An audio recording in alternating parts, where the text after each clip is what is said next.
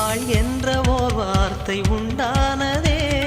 காதல் என்ற மந்திரத்தின் மாயம் என்ன, கல்லும் முள்ளும் இப்போது பூவானதே.